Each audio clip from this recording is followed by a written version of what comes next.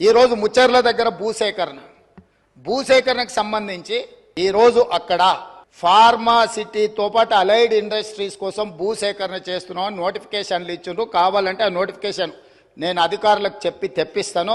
ఈరోజు ప్రభుత్వం pharma and allied ఇండస్ట్రీస్తో పాటు అక్కడ నేను తమ ద్వారా వారికి ఈ మహానగరంలో పెట్టుబడులు పెట్టే పెద్ద కంపెనీలకు ఉద్యోగ ఉపాధి అవకాశాలు కల్పించే సంస్థలకు నేను చెప్పదలుచుకున్నా.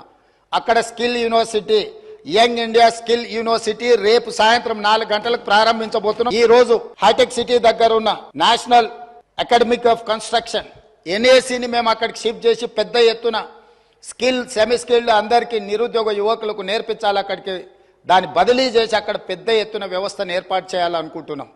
దాన్ని ప్రోత్సహించడానికి దాంట్లో ఆ కార్యక్రమాలలో పాల్గొనడానికి మీరు ముందుకు రండి. నేను హెల్త్ టూరిజం హబ్ క్రియేట్ చేస్తా అని చెప్పిన.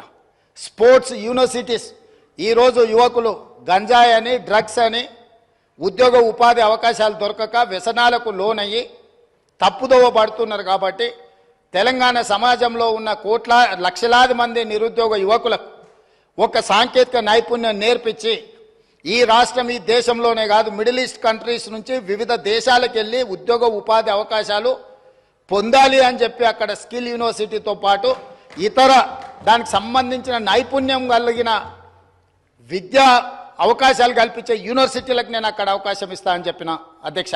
అదేవిధంగా హెల్త్ టూరిజం, ఈరోజు భారతదేశంలో ముఖ్యంగా హెల్త్ సిటీగా డెవలప్ అయిన హైదరాబాద్కి వేలాది మంది ఇక్కడికి రావాలనుకుంటున్నారు అధ్యక్ష.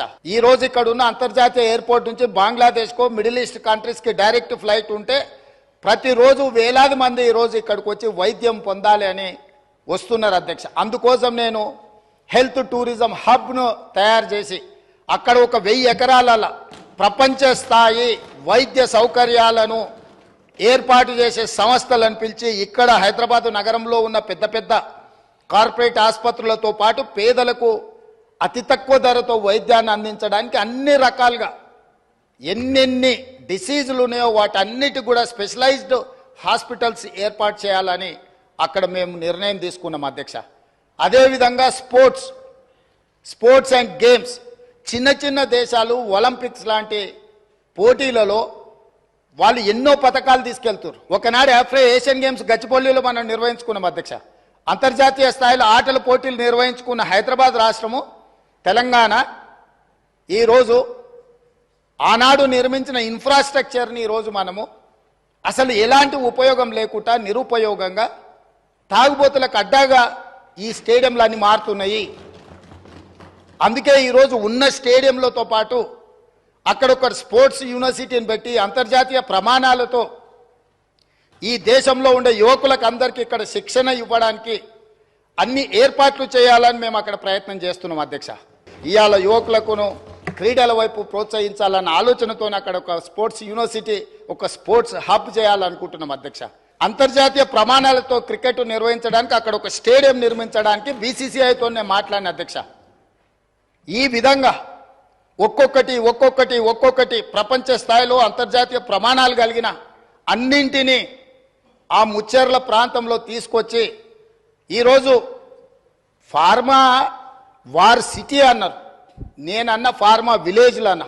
ఇట్లాంటి పొల్యూటెడ్ ఇండస్ట్రీ కాకుండా జినోమ్ వ్యాలీలో ఏదైతే ఫార్మా రిలేటెడ్ ఇండస్ట్రీస్ ఉన్నాయో, ఫార్ములేషన్స్ అంటే ట్యాబ్లెట్స్ చేసేటి ఉన్నాయో, R&D ఉందో, రీసెర్చ్ అండ్ డెవలప్మెంట్, ఇప్పుడు IDPL బంద్ అయిపోయింది అధ్యక్ష.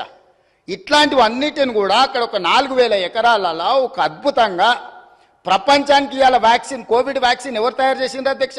ప్రపంచంలో 4 వ్యాక్సిన్లు ఉంటే 3 వ్యాక్సిన్లు మనం తయారు చేసినాం అధ్యక్ష. భారతదేశంలో 4 వ్యాక్సిన్లు వస్తే 3 మన దగ్గర ఉన్నాయి, ఒకటి పూణే నుంచి వచ్చింది అధ్యక్ష. అదేవిధంగా మా మిత్రుడు శ్రీధర్ బాబు గారు ఉన్నారు. ఇవాళ ఆర్టిఫిషియల్ ఇంటెలిజెన్స్ ఈరోజు ప్రపంచాన్నే ఏలుతుంది. ఈరోజు ఏం కావాలన్నా అద్భుతాలు సృష్టిస్తుంది. ఆర్టిఫిషియల్ ఇంటెలిజెన్స్ ఈరోజు అగ్రికల్చర్కి అగ్రికల్చర్ కూడా మొత్తం దాన్ని అనుసంధానం చేసి ఇతర వృత్తులకు అనుసంధానం చేసి ఈరోజు ప్రపంచం అంతా ఐటీ రంగం నుంచి ఆర్టిఫిషియల్ ఇంటెలిజెన్స్ అటువైపు వెళ్తున్నది అధ్యక్ష. అక్కడ 200 ఎకరాల ఒక ఆర్టిఫిషియల్ ఇంటెలిజెన్స్ హబ్ను పెట్టి ప్రపంచ స్థాయిలో పేరుగాంచిన సంస్థలను అక్కడ తీసుకొచ్చి అక్కడ ఏర్పాటు చేయాలని మేము ప్రయత్నం చేస్తున్నాం అధ్యక్ష. రోజుకు 18 గంటల అధికారులను సమన్వయం చేసుకుంటూ ప్రపంచంలో ఉన్న ప్రతి ఒక్కరిని మేము సంప్రదిస్తూ ముందుకెళ్తున్నాం.